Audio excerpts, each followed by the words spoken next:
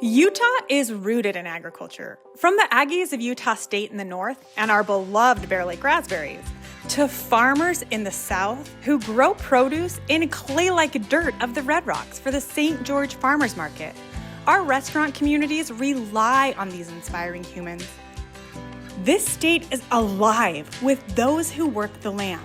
There's Red Acre Farm in Cedar City, educating future growers on sustainable practices, and Rhonda from Easy Bee in Moab, committed to green manure and soil vitality. We've met so many stewards along the way, each one tending the land with a quiet devotion so that the nutrient-rich earth can continue to nourish us. And then, there are those who dedicate their lives not only to the land, but to the animals who live on it, growing feed, tending to herds, and honoring the sacred process of raising animals to nourish our bodies, sustain communities, and continue a deeply rooted way of life. There's Mesa Farm in Torrey, where goats produce some of the most decadent cheeses, dairy farms, pork producers, and even butchers across the state who are working to engage in sustainable efforts of nose-to-tail conscious consumption. This week, we return to some of those who do it best. Spring Lake Trout Farm in Payson, where trout are raised in flowing ponds and harvested with care. And Canyon Meadows, a ranch in Altamount, where grass-fed cattle graze freely across thousands of acres. Then there is the bison, elusive, legendary, sacred. For many indigenous communities, the bison represents survival spirit and the profound relationship between humans, animals, and the land. At Ute Bison, we witness a time-honored tradition, one rooted in reverence, sustainability, and the belief that to take a life for nourishment is to honor that life completely. Nothing is wasted. Everything is connected. And in that intention, we reconnect with the land and with our own humanity. This week on Taste Utah.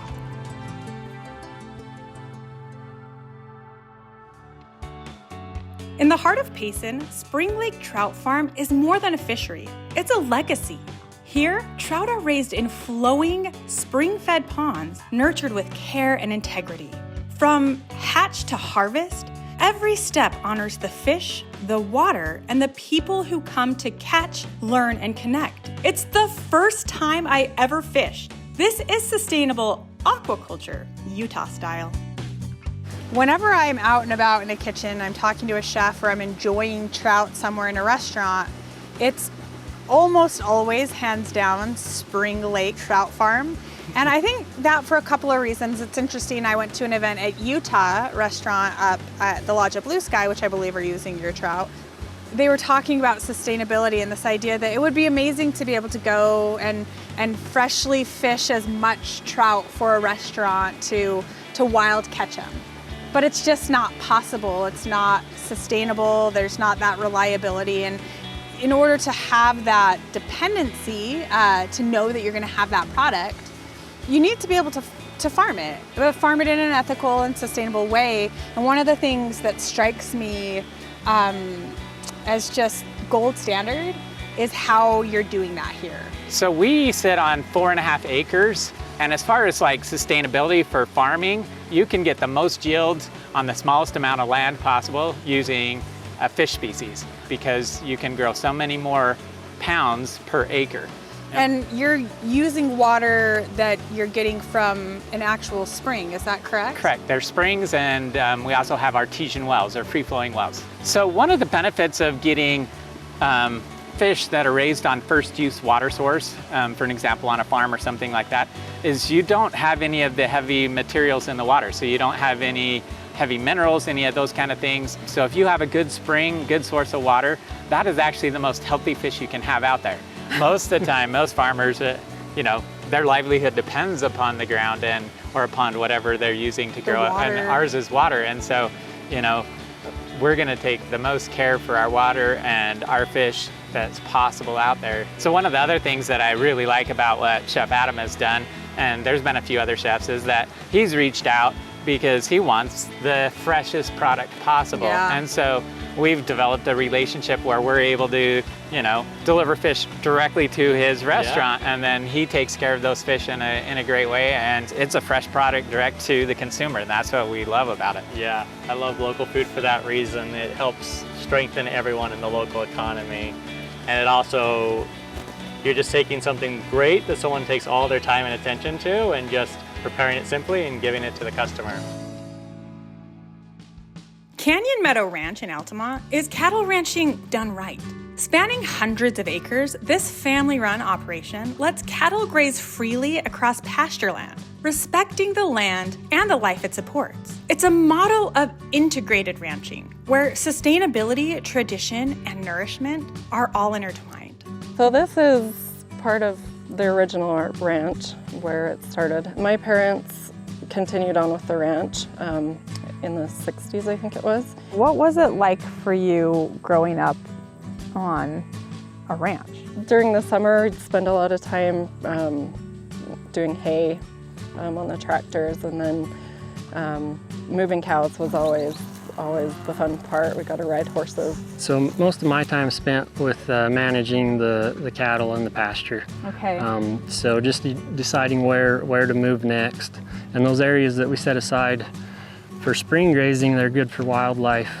During the winter months, wildlife can kind of move in. So where are we now in the breadth of your huge 3,000 acre ranch? We're kind of right in the middle of it. Okay. And we're just below this bench here, and the rest kind of stretches out to the river, and then both directions from there. Oh. So here we've got our steers. Okay. And they're a year and a half old. They summered with their mothers on the mountain. Okay. We fence line wean on pasture. Okay. This way they can still see each other, and it's less stress on the calves, and That's they do really well that way. That's wonderful, and you're taking into account the quality of their life. Yeah. As a rancher, you're also very aware of what you're putting into the bodies of your cattle. The grass is our resource, the Okay. land's our resource, and the cattle are a way to harvest it. And it kind of turns out that what's good for the land is good for the cattle. This is a pretty extraordinary view. Thank you. I always say this on the show, but when we speak with ranchers, it's like, and those stewards who raise animals, it's not a career, it's literally a lifestyle. Yes, because if absolutely. you have an issue with an animal on Christmas Eve or on New Year's Eve, Yeah. you're not celebrating with the fam until that animal is taken care of. And Yes. it always comes back to you because you are the Yes. fountainhead. Right. You hear stories of kids that can't wait to get away from the farm and go to the city, but we just had fun, and our kids had fun. Yeah, it's a It's very so rich life. It's very busy. It's a lot of hard work, and it really takes generations of learning. I think that's why you do see a lot of the farms and ranches stay in the families, is because it's not an easy job. It takes generations of that process to understand and really love the land and know what it needs. In the sweeping expanse of northeastern Utah, the bison moves with quiet power in ancient rhythm, echoing across a 5,000-year history on North America. At Ute Bison, this isn't just ranching, it's an act of ancestral responsibility. The Ute tribe has long honored the bison as a source of strength, survival, and spirit. Here, tradition guides every step, respecting the land, the animal, and the cycle of life that nourishes all of us. This is legacy ranching, rooted in reverence. What is so special about bison? What makes them such a special animal? I guess to our ancestors, speaking on that part culturally, not only it provided the most healthiest red meat, but it also provides shelter, say spiritual strength, spiritual strength coming from the earth. It's how Native Americans kind of look at all, say, four-legged. They have some type of connection that they maintain with Mother Nature. And by taking part of that, we feel some of that. We feel that too. How did Ute Bison, the enterprise itself, come about? It was based on providing jobs to the tribal community. We'll also say training. The Ute Bison also creates this really unique and important synergy to actually provide bison to the members of the tribe. If you're to harvest an animal there in the cultural herd, 300 miles from where we're at, south, it's a lot of expense involved. But the expense that comes along with that creates sort of prohibitive engagement in ways to feed your family. If you can harvest in volume, not particularly anything on a high scale, but just something that you can be able to keep in cold storage, and that could be, say, used from time to time on, say, orders, if it's coming from, say, the Plaza supermarket or from some restaurant like out in Salt Lake. Or if we got some earmarked just for jerky process, it's all there in the cold storage ready for cooking. Yeah. Without scheduling time to trap our animals out here. We hear often, and it's this idea of honoring the life of the animal by truly connecting with every inch of the animal that's sacrificed its life so that you can continue to live and be strong. Yeah. So everything's connected, like you just mentioned. The grass, we're doing what we can to, say, promote more of the natural grasses in our pasture here. May not be the open range that they're used to, but there's abundance of, say, natural growth in here that's not infected by the invasive weeds. What is the lay of the land of the reservation? The land itself, 1.5 million acres. Okay. Could be more. Where's the lines of the boundaries? Yeah, boundaries. The boundaries are on the top of the UNS down to the southern portion of the reservation, which is in the county again. Emery County? Emery County. How much acreage would you say the bison from Ute Bison, the ranch, have to graze on? 420 acres. And then you're also growing feed for them? Correct. Look, here in our barn, we just make sure that we're feeding fresh, high-protein grass hay. Looks like the ranch hands are coming back. We've got Lincoln and Trevor. You ready to take us on a journey? Yeah. Okay, let's do it. There's a little creek that we could cross through. There they are. Oh yeah, okay. One of them.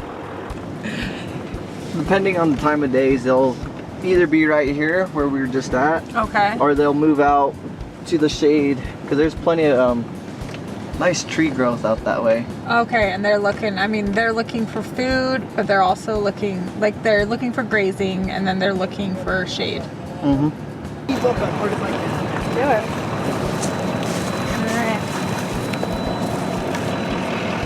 Well, this is an experience, man. All the different topography up here, the red, so beautiful. all the different colors. Try to get them. All right, we good, guys? Yep. Yeah, this field's dangerous for the horses. If I'm not watching where they're going and they're not watching. Woo. We're posting up right over here. We're on the midfield. We're just waiting. Okay, I'm gonna work my way around and then push them your way. I wonder where I can muscle my way through. Bison have roamed the North American landscape for over 5,000 years. Wild, powerful, and deeply woven into the lives of Indigenous peoples. We're in Fort Duchesne at Ute Bison, where stories are passed down not just through words, but through rhythm. As the drum beats, tradition lives on, and we are humbled to listen, honored to learn, and grateful to share these important stories. So our group here has been here since 1988. We traveled to Canada, South Korea, France, Mexico, Hawaii. We were a part of the 2002 Winter Olympics. Oh my gosh. Yeah. That's amazing. And we've been doing the halftime U of U shows for the last 5-8 years. And is it just something that you grew up doing? Yeah. Is it just something that's so ingrained in you as brothers to be able to do and play with each other? Yeah. How does it feel to be a part of something like this? I imagine it feels so special. Feels good when we can, help out the community, especially our own people, and as well as people within the community here in the Uinta Basin. Yeah. We represent ourselves, our families, and the community itself. So to be a part of that, and to be a part of Utah, and know the history and where we started, where we stand at.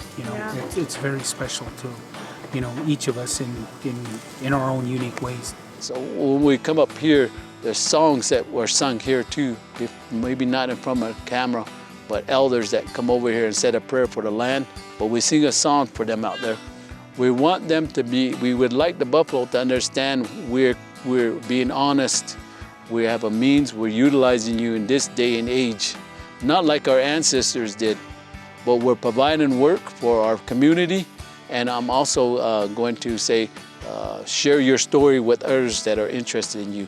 And for that reason, I'm not going to treat you as a cattle. What's really special about today is we have a special guest who's cooking the bison, who is Chef Blue Adams, who is just an extraordinarily gifted human and a talented chef, and she's honoring that bison in a really special way too. So I think it will be fun to kind of sit down and chat with her. Blue, it's so incredible of you to come all the way up here and prepare this beautiful bison dish. What did you make? When we initially talked, I thought I was not going to get such a beautiful cut of meat that we did. So originally I had intended on making just some steak sandwiches. Okay. But what I received were these beautiful ribeye steaks. And it would just been such a disservice to chop them up and throw them on a piece of bread. So we dry rubbed them, grilled them, and then topped them with a green chili chimichurri and served them with Navajo tortilla and fresh pepper provided by AJ also. And then just simple over an open flame, because when you have a product that's been treated so carefully and intentionally, you don't really need much. Absolutely, and that's why I stuck with just a little bit of salt and pepper, because I really wanted to focus on the taste of the product, and being pasture raised most of the year, it's just has a beautiful taste. You are this James Beard chef. Affiliated, but still, I mean, in such a special way. You've owned and operated some of what I think are Utah County's premier restaurants. And I'm just curious, bison, what do you love about it? Why would you choose to cook with it? What are some of the styles of food you would prepare with it? I really prefer the flavor. Okay. It's also very lean. You don't have to do much to it to make it taste really great. And then it's tied to our culture, of course. Bison have roamed across North America all the way into northern Mexico, since time immemorial. So rebuilding that relationship is really special. We went out into the field and we saw these massive animals, and they're strong and they're sturdy. And one of the reasons why they're cost prohibitive sometimes is because they only yield 20% actual meat. Right. But you and I were talking that truly when you have such a nutrient-rich and dense animal, you don't necessarily need so much of it. Yes, it's healthier. You don't need to ingest as much. It's part of our biosphere. It's part of how we have raised agriculture. It has a component of that. It's part of our food system, but they're also our relatives, and we have to understand that. So I really love what AJ has been doing in bringing that cultural context back to how he's raising these animals. What are some of the other ways that people can engage with Ute Bison, Ute enterprises generally? On the tribe side, we have these events that take place annually. Springtime, we hold our annual bear dance. Okay. That's a dance that just the Ute practice, not only here, but Southern Ute tribe and the Ute Mountain Ute tribe. The other is the 4th of July powwow. Okay. Where Ute Bison symbolize the bison product for their feast during that celebration. And one of the things I love about what we've done here today is just create an access point for people who maybe don't understand or know how to engage with something like bison. And I mean, Blue, restaurant chef, you know, you could make a million different things. Yes. And also it's simple enough to just kind of cook up as a steak. And it's nourishing. So nourishing. You also do IndigiHub. Will you tell us a little bit about that? Sure. So IndigiHub is an organization that works to support food producers, ranchers, fisher people, farmers in an effort to build an economy.